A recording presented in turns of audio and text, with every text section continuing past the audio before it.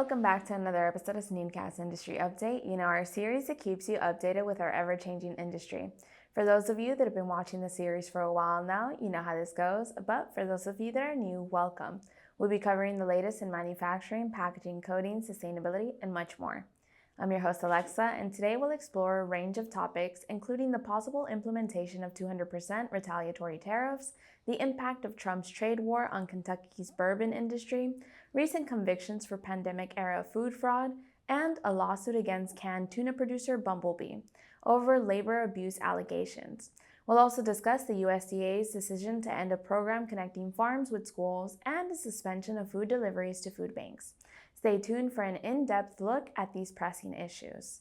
Starting off, the growing tensions between the United States and the European Union have escalated into a potential trade war, with tariffs on alcoholic beverages taking center stage. The dispute stems from the EU's consideration of increasing tariffs on American whiskey, a move tied to a long-standing disagreement over subsidies to aircraft manufacturers Boeing and Airbus. President Donald Trump responded by threatening a retaliatory tariff of 200% on European wine imports, an industry crucial to several EU economies. These proposed measures have ignited concerns among businesses and trade experts about the potential economic repercussions and strained relationships between the two global trading partners. The core development revolves around the EU's proposed tariff on American whiskey, which has been a symbol of U.S. craftsmanship and a critical export product contributing over $1 billion annually to the U.S. economy. American whiskey exports to the EU fell by nearly 37% over a 3-year period due to existing 25% EU tariffs that were introduced in earlier disputes. On the other hand, Trump's countermeasure, a potential 200% tariff on European wine, would directly affect a market valued at approximately $5 billion annually in imports to the U.S. market. Trump reportedly stated during a press briefing, "If they hit our whiskey, we'll hit their wine twice as hard, maybe thrice." This back-and-forth dynamic depicts the escalating tit-for-tat strategy, hindering any immediate resolution. One significant challenge arises from the impact these tariffs could have on small and medium-sized businesses dependent on wine and whiskey trade. American whiskey producers, already burdened by reduced exports due to previous tariffs, face additional hurdles if retaliatory actions deepen the conflict. Similarly, European wine exporters, many of whom represent family-owned vineyards, fear losing access to the substantial U.S. market. Industry experts argue that prolonged tariffs could lead to job losses and higher prices for consumers on both sides. To prevent this economic fallout, trade representatives have suggested revisiting past negotiations and seeking a comprehensive agreement that addresses broader subsidy-related grievances. If enacted, the proposed tariffs could have extensive ramifications on international trade, consumer markets, and diplomatic relations. U.S. consumers may face a drastic increase in the price of European wines, with some estimates predicting retail wine prices could double or triple for certain brands. Similarly, American whiskey producers could see further reductions in their export volumes, exacerbating existing financial strains on the industry. Beyond the economic aspects, the continuation of this tariff war risks souring the transatlantic relationship traditionally marked by strong alliances. Restoring balance requires both nations to reassess their trade strategies and prioritize resolution over escalation, preserving the essential trade ties that benefit industries, workers, and consumers alike. Moving on, Kentucky bourbon, a hallmark of American craftsmanship and a $9 billion industry, is facing significant turbulence amid the U.S.-initiated trade war under the Trump administration. This historic spirit, which supports more than 20,000 jobs in the state, has become an unexpected casualty of retaliatory tariffs imposed by the European Union. Historically, the EU has been one of the largest export markets for Kentucky bourbon, accounting for about 52% of the total bourbon trade. Distilleries, both large-scale and craft-based, are now navigating uncertain terrain as tariffs inflate costs and jeopardize global market share. Over the past decade, Kentucky bourbon has experienced consistent growth, with export revenues soaring by 115%. Companies have made substantial investments in infrastructure and marketing to meet increasing global demand. For example, several distilleries embarked on critical upgrades like expanding production facilities and enhancing sustainability initiatives. However, the 25% tariff implemented by the EU in response to U.S. steel and aluminum duties threatened to undo these advancements. According to Eric Gregory, president of the Kentucky Distillers Association, the industry has been enjoying a golden age, but this external pressure risks reversing years of progress. The introduction of tariffs has created significant hurdles for distillers, with some reporting up to a 20% drop in European sales since their implementation. Small distilleries are particularly vulnerable as they lack the resources to absorb such losses or pivot swiftly to other markets.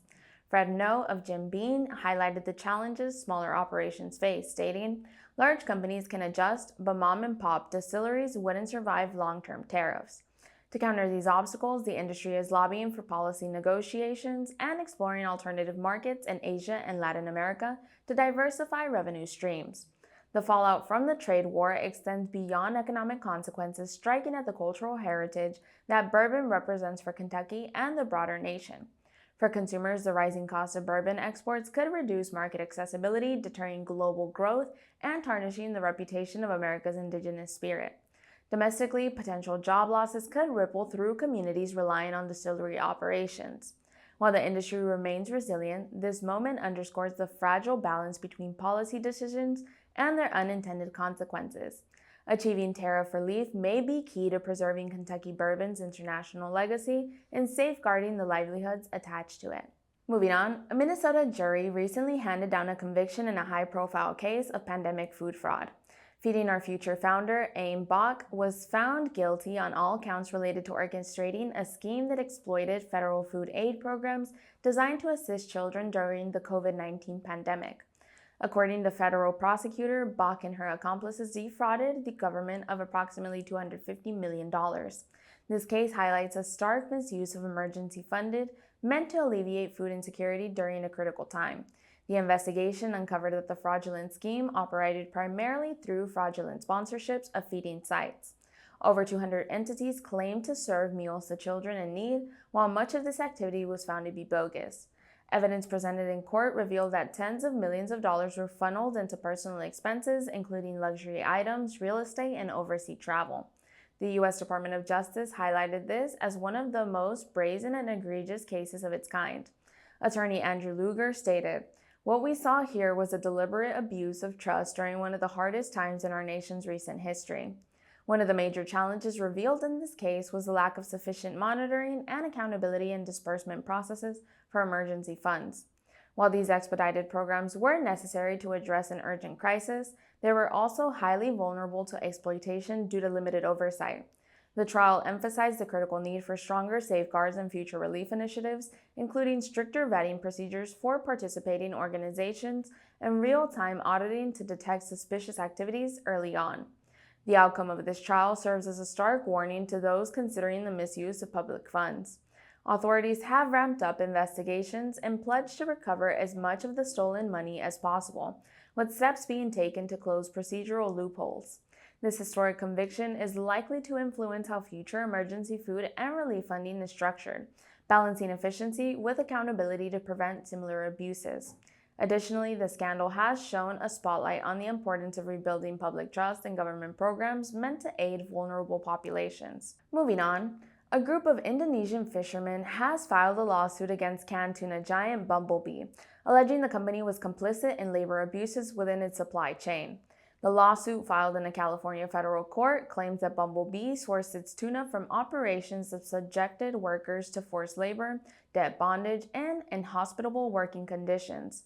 According to the plaintiffs, these practices represent a systematic failure to ensure transparency and ethical sourcing. The case serves as part of a broader conversation about labor exploitation in global supply chains, particularly in the seafood industry. The lawsuit highlights a significant development in holding corporations accountable for labor abuses. According to the documents filed in the case, the fishermen alleged they were forced to work up to 18 hours per day under dangerous conditions, often receiving insufficient food and medical care. Additionally, they claim they faced threats of violence if they failed to comply with demands. The plaintiffs argue that Bumble Bee, despite being aware of these practices, continued to benefit from these exploitative labor conditions. These abuses are not isolated incidents, but part of a wider systematic problem in how seafood is sourced, said the plaintiff's legal representative. One of the central challenges discussed in the case is the complexity of monitoring extensive international supply chains. While Bumble Bee states that it adheres to rigorous standards and ethical benchmarks, advocates argue that voluntary certification programs and audits often fail to identify or prevent abuse. Proposed solutions include implementing stricter oversight mechanisms and greater corporate accountability, such as legally binding labor rights guidelines. Collaborative international efforts between governments, NGOs, and corporations could provide a pathway toward mitigating such abuses. If successful, this lawsuit could set a legal precedent compelling companies to take greater responsibility for the labor practices within their supply chains. It could also prompt a significant overhaul in the seafood industry sourcing practices. Greater transparency and accountability would not only safeguard workers' rights, but also improve industry-wide reputation and consumer trust. With global focus increasingly shifting towards ethical and sustainable production, cases like this may serve as a critical turning point in addressing long-standing issues within global supply chains. Moving on, the U.S. Department of Agriculture, known as the USDA, has announced the conclusion of 2 pandemic-era programs that collectively provided over $1 billion to schools and food banks for the purchase of locally sourced food. These initiatives, including the Local Foods for Schools (LFS) program, had a significant impact on school meal programs and local farmers, but are now deemed no longer aligned with the agency's post-pandemic priorities. Of the total funding, $660 million was allocated to schools and child care centers through the LFS program, enabling them to procure fresh produce, dairy, and other goods directly from local farmers and producers. For example, in Maine coastal RSU 23 school districts use these funds to source food from local fishermen, dairy producers, and farmers, ensuring healthier, minimally processed meals for students. I think everyone can say that they want kids at school to receive the healthiest meals possible, said Caroline Trinder, the district's Food and Nutrition Services Director. Massachusetts received $12 million for similar initiatives supporting its educational institutions and local food suppliers. The termination of these programs raises several concerns for schools and communities. With chronically underfunded school meal budgets, as described by Shannon Gleave, president of the School Nutrition Association, many districts will struggle to manage rising food and labor costs. In addition to losing the benefits for our kids, this loss of funds is a huge blow to community farmers and ranchers and is detrimental to school meal programs, Gleave added. Moreover, proposed federal spending cuts could further restrict access to universal free meals by raising income eligibility thresholds and requiring additional income verification, potentially excluding eligible families from support. The end of these programs is expected to affect multiple stakeholders, from children who rely on school meals as a primary food source to local farmers whose livelihoods were supported by institutional purchases. Patrick Tutwiler, Massachusetts Education Secretary, criticized the decision, describing it as deeply disappointing and reflective of a misalignment in priorities. He warned that this could be the first step toward more significant cuts to school meal funding. As schools brace for these changes, the conversation around sustainable funding for nutrition programs, equitable access, and support for local farmers is expected to remain a pressing issue. And we've made it to our final story. The U.S. Department of Agriculture, known as the USDA, has paused millions of dollars in food deliveries to food banks, raising concerns among food bank leaders across 6 states. These deliveries were part of the $500 million allocated for fiscal year 2025 through the Emergency Food Assistance Program, known as TEFAP, a critical initiative aimed at combating food insecurity. USDA has committed $500 million for food bank deliveries under TEFAP, intending to address growing needs amid rising food prices. However, many of these orders have now been canceled, leaving food banks uncertain about future allocations. The cancellations were first reported by Politico and come alongside other USDA program cuts, including more than $1 billion in planned federal spending for schools and food banks to purchase from local farmers. Food bank leaders report significant losses due to the canceled deliveries. For instance, the Central California Food Bank is losing 500,000 pounds of food worth $850,000 between April and July, according to co-CEO Natalie Caples. The Food Bank of Delaware faces a cancellation of 20 to 24 full truckloads of food over the next 4 months, said President Kathy Konevsky. Rising food prices, 20% higher than in 2020, are compounding the issue, making it harder for food banks to meet demand. I certainly look at our lines and look at our shelves and say we need some relief, said Jory Novotny, Executive Director of the Ohio Association of Food Banks. USDA has not provided clear explanations or assurances about whether these cancellations are temporary. Feeding America, a network of food banks, highlighted this uncertainty in a February email, advising members to seek clarification through state agencies. The halted deliveries are expected to strain food banks' ability to support families in need. The Commodity Credit Corporation, known as the CCC, a fund traditionally used to assist farmers during crisis, had been a source of funding for these programs. However, USDA appears to be reallocating CCC resources to other priorities. Despite the challenges, food banks are urging state agencies and stakeholders to advocate for clearer communication and alternative solutions to ensure that families relying on food assistance are not left unsupported. While the long-term resolution remains unclear, leaders are calling for transparent communication and renewed efforts to address food insecurity during this challenging time. This episode of SNEED-CAST Industry Update is brought to you by our SNEEDJet Freedom 44 case coder. It revolutionizes multi-sided printing with its advanced 4 separate print heads. It's capable of printing up to 1-inch tall barcodes, logos, date codes, batch codes, lot codes, product counters, and descriptions on 2 sides of your boxes, cartons, or cases. This case coder is designed for maximum efficiency and versatility. Each print head can produce up to 16 lines of text and operate independently, allowing you to output 4 different sets of information simultaneously or selectively use specific heads as needed. This flexibility means you can significantly reduce manual labor and improve the speed and accuracy of your marking processes.